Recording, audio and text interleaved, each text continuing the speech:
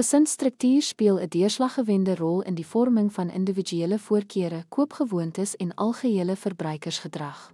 Die dinamika binne 'n gesin kan die manier waarop besluite geneem word rakende produkte en dienste aansienlik beïnvloed.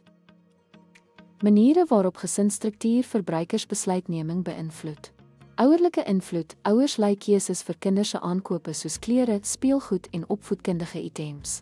Gesondheidsbewuste of opvoedkundige produkte word dikwels deur jong kinders verkies.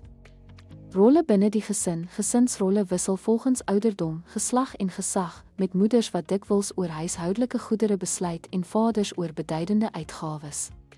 Gedeelde gesinswaardes. Kulturele of gesinswaardes vorm produkprioriteite, soos die keuse van volhoubare items vir omgewingsbewuste gesinne. Ekonomiese status van gesinsstruktuur. Gesinsfinansiële struktuur beïnvloed aankope en besteding. Gesinne met dubbele inkomste soek dalk gerief, terwyl gesinne met enkel inkomste op begrotingsvriendelike keuses fokus. Kinders se invloed. Kinders se voorkeure kan ouers se koopkeuses lei, veral vir vermaak, tegnologie of speelgoed. Gesinsgrootte. Groter gesinne koop dikwels in groot maat vir koste-effektiwiteit.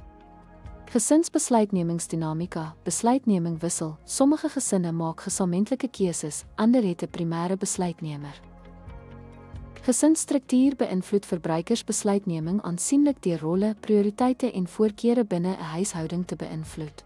Begrip van hierdie dinamika help bemarkers om geteikende strategieë te skep wat voorsiening maak vir die uiteenlopende behoeftes en gedrag van verskillende gesinssoorte.